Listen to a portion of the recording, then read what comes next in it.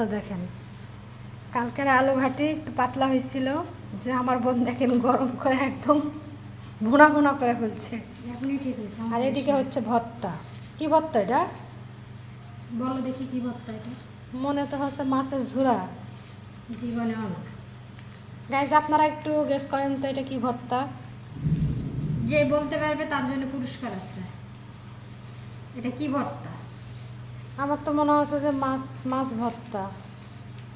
না, এটা সবার জন্য ধাঁধা থাকলো, যদি বলতে পারে। ভালো করে কাছ থেকে দেখি। তো গাইস আমি বলতে পারছি এটা হচ্ছে বড়ি ভর্তা।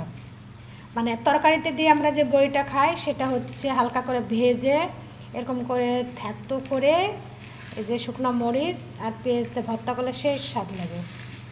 এটা কি? আর এটা হচ্ছে রাফি সোনার তরকারি, মুরগির তরকারি। গরম করা হয়নি? না। মুরগির তরকারি।